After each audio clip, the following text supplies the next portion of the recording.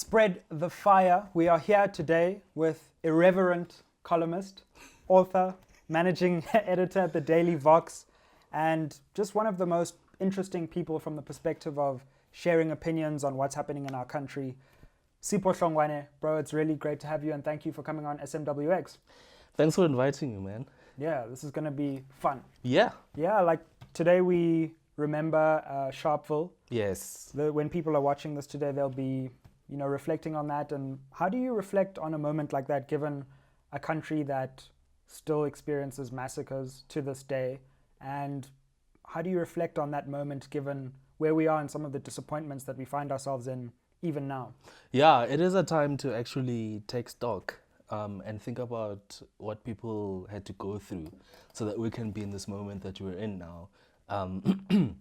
So the idea that something like Marikana could happen to people who had freely elected in the government that we might call of the liberation movement, right? And then that happens, and the Marikana was foundational for me, not just in my job, but in like who I am as a person, in my politics. So for me, it's like indelibly marked. So when something like Sharpeville comes around, it gives a way of being able to look back and almost want to say sorry to those people because we really have let them down. This isn't the South Africa that I think they were hoping we would be someday. Look, I'm not saying that there was going to be a switch and we'd all wake up in the Truman Show or something.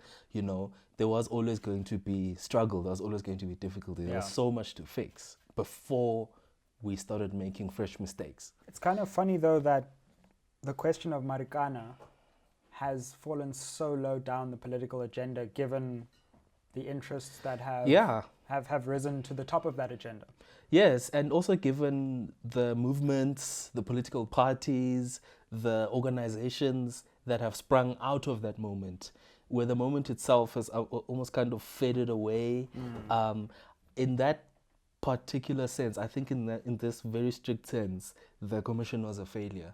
Because what it did was, I remember for about 15 months after the massacre, you could go to Marikana on a weekend and find people marching. You'd find people, some kind of a demonstration, some kind of a protest. I don't want to pretend that this was the revival of the Paris Commune here, but a sense of this moment bringing a community together in a very new way.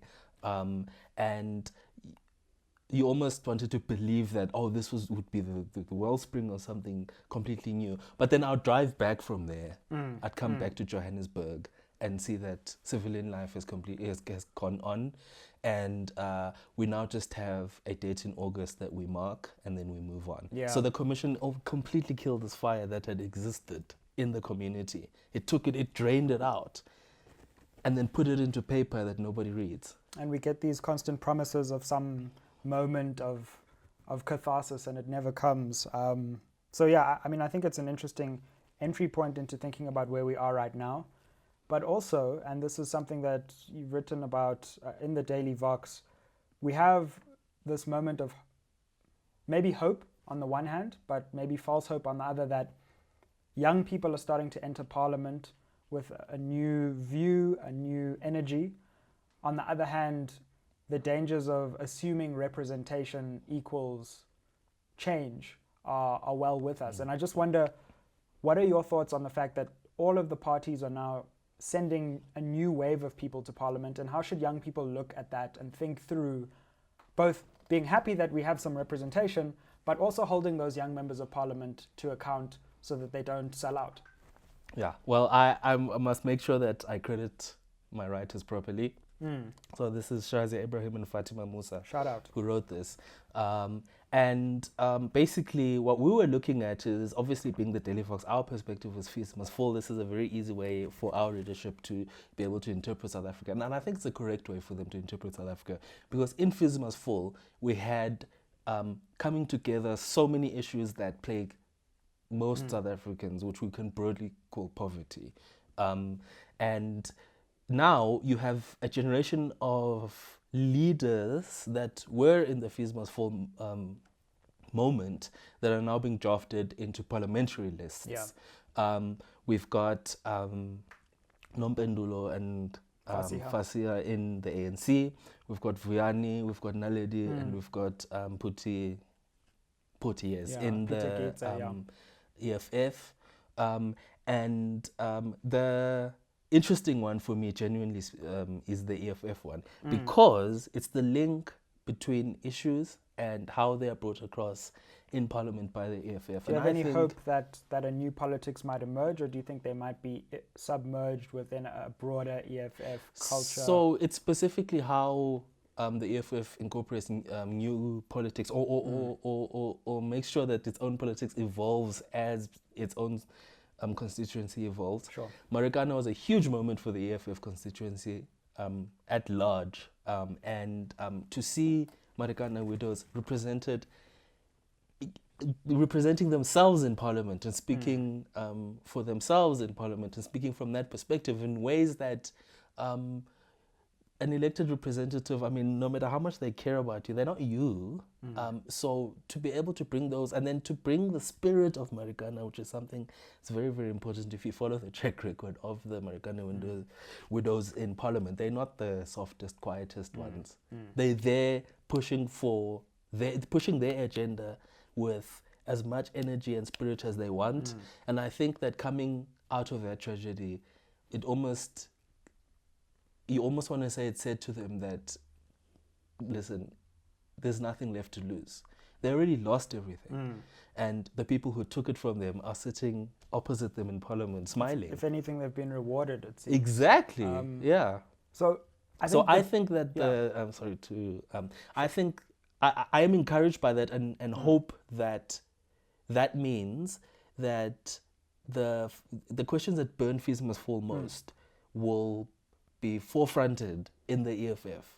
They're not subsumed, because I think the Marikana example shows us that the EFF knows how to evolve its agenda. I'm very worried about ANC and DA in that So the danger for me, and I think this applies across the board to the EFF, but also I'm going to be looking very closely at the ANC representatives, is that these parties are actually appropriating the language and even maybe some of the people to lend themselves legitimacy, but to push their agenda forward under the veil of youth representation. And we need to guard against, because I feel excited, right? Because I identify with these younger people, but at the same time I know how smart the ANC has been about appropriating celebrity culture, and maybe this fees must fall moment is just one step further in that.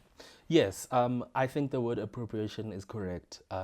Basically taking that energy that existed outside of your control, figuring out the easiest way to then take it and either destroy it, so that because this energy was taking the ANC in a direction it didn't want to go, or just subsume it into yourself, which is this so-called free education policy, which isn't free. It's not a free education policy. As we know, students are protesting right now. Just because we haven't labeled it fees must fall doesn't mean that it's not happening right now. So that's where my worry is. I look at that and I think, yes, the ANC does, you're right, the ANC does have a track record of being able to take moments like that and swallow them completely. I think there's a really important point there on just the three parties and your assessment of, we're in the thick of the campaign. How are you assessing what the ANC, especially the DA and the EFF, are doing? What are the mistakes that are being made, and what are some of the interesting and maybe even successes that you think are playing out as we watch this campaign unfold? It's a difficult campaign for all three parties, because I don't think that, most South Africans had thought about the post-Zuma moment. What is that going to mean for South Africa?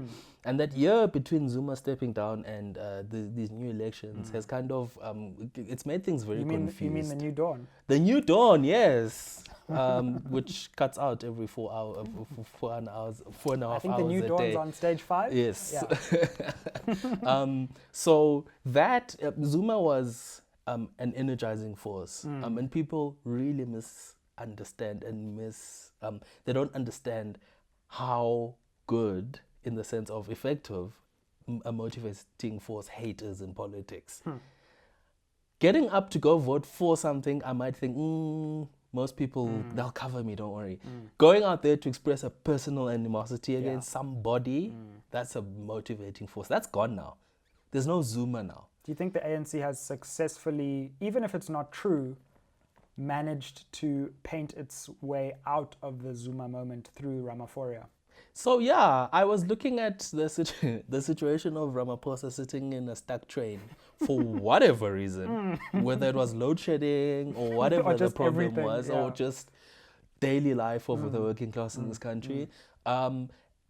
I looked at how everyone around him was reacting. Yeah. I was very interested to see, because the danger was to let the tone of Twitter actually talk to you about how people are taking this.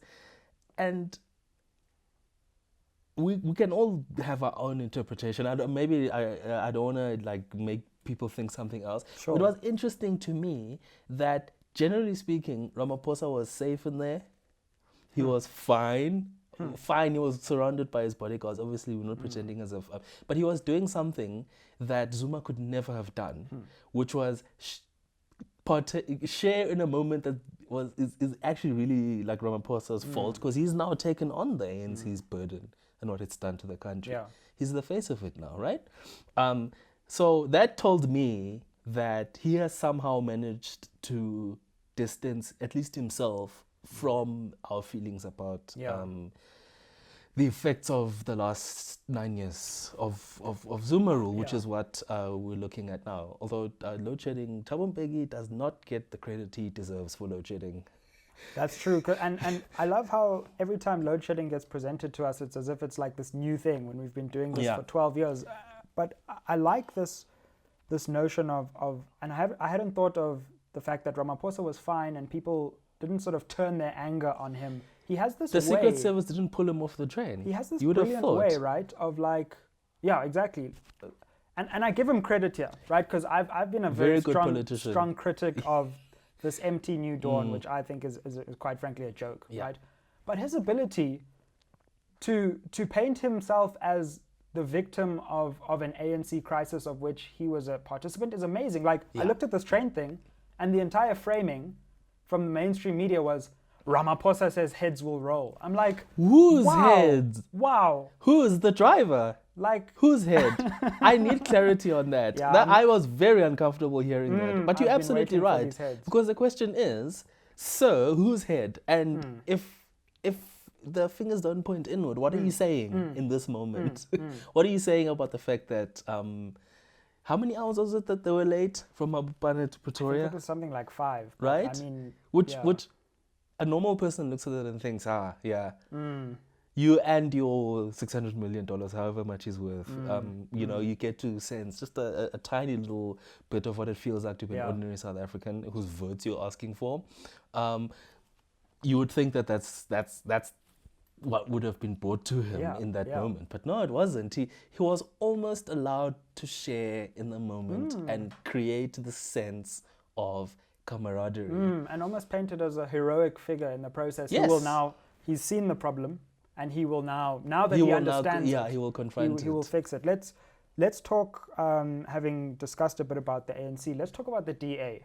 This is an interesting election for the DA, perhaps wrong-footed somewhat by this New Dawn moment and trying to find its feet. How do you assess their campaign? How do you see where they're going, and where do you think they stand with this election? The most interesting thing in the DA campaign for me is their attempt to bring Trump-style xenophobia to South Africa. I mean, people complain about us copying styles from America. In a very grim way, South African style of xenophobia is good enough, thank you very much. We already have a type that's bad enough, and we have to deal with it. The other day, John Steenhuisen was just around the corner from my house at the police station in Newville, talking about we need to secure our borders. I don't know if people quite understand how evil that was. One of the things I love about living in the area is its diversity in terms of the people who live there, and its diversity. So the mix of South Africans is just beautiful. There are people from my area in KwaZulu-Natal. There are people from all over. There are people from Durban. before you start talking about people who come in from Zim and Mozambique and other places. And it's created, and obviously street traffic. People just, Yeah. I hate the word melting pot, but I'm nothing if not a journalist. I'm going to speak in cliches.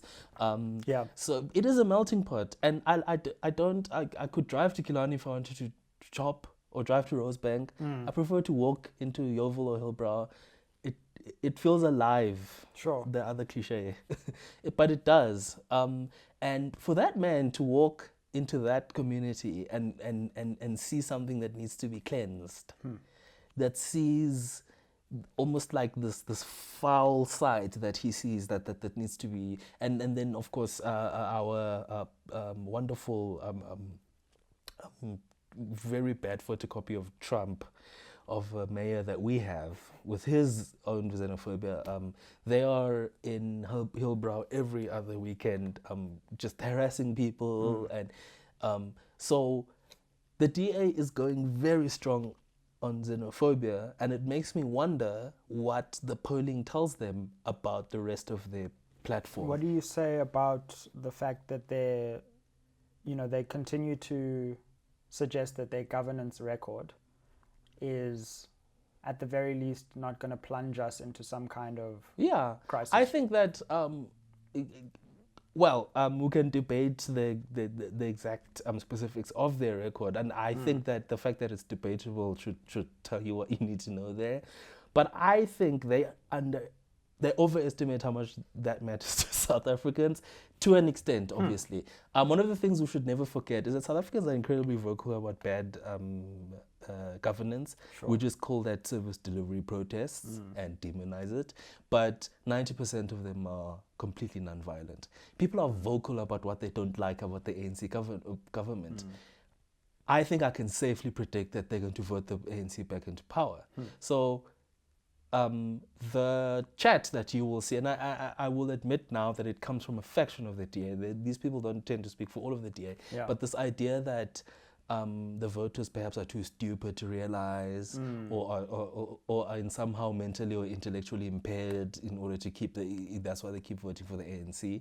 If you have a shred of humanity or an ounce of humanity, the one thing you can do is look at other people, no matter what their circumstances, no matter how different they are from you, and just believe that they apply their rational minds to the world around them. And they apply their rational minds to their own lives and to their own histories, and then make a rational choice.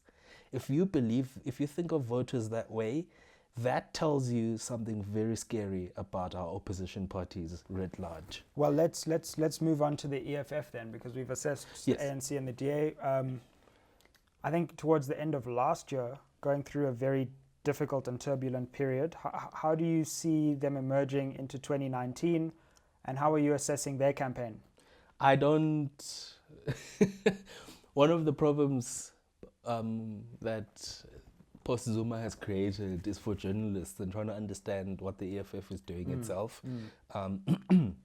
So I'm very confused about what they decide is going to be, okay, their entry, the thing that they take into their messaging they take into the elections, because so much of their time and their messaging right now is spent on trying to put out fires in terms of the VBS scandal, and in terms of what I think is a case against EFF leadership that's unconnected to that, but they know about, that is sitting in a shelf somewhere at SARS, which informs their constant attacks on that institution and the people leading it.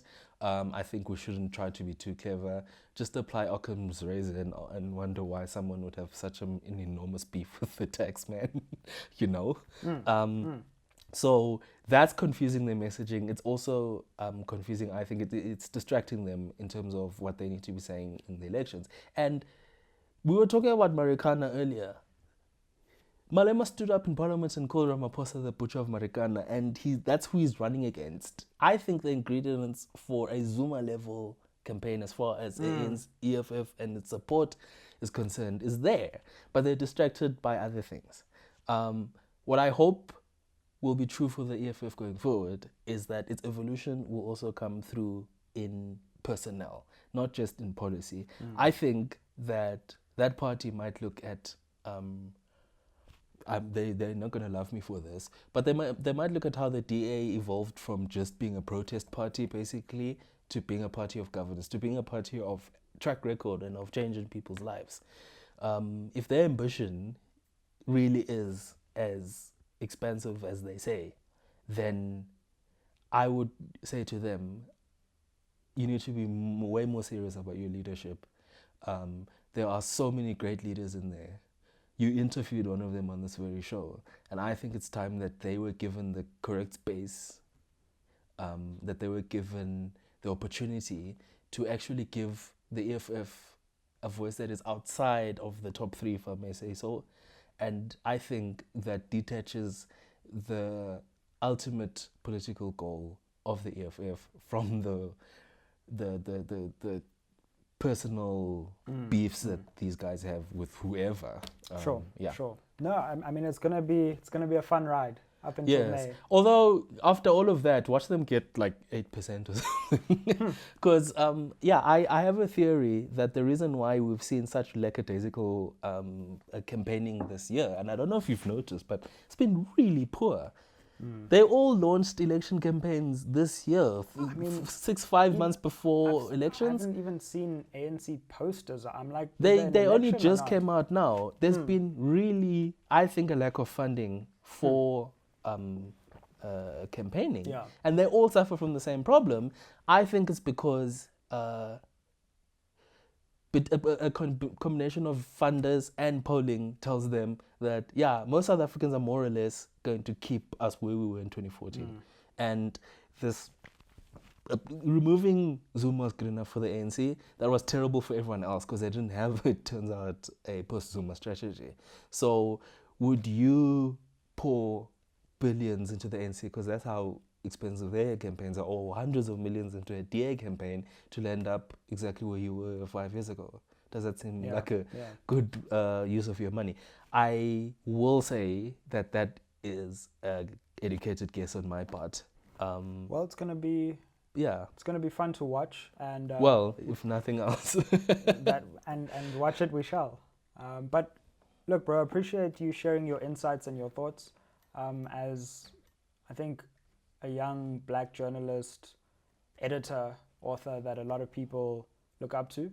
It's been a pleasure having you, and just keep doing the great things you're doing, man. No, thank you. And this I love the show. It's very good. I watch every episode. Your check is in the mail. Yeah. Thank you, bro. Cheers. SMWX. No young people are around the decision-making table. Let some new voices come to the fore. Follow us on WhatsApp and catch us live Tuesdays and Thursdays. Out with the old, in with the new. SMWX.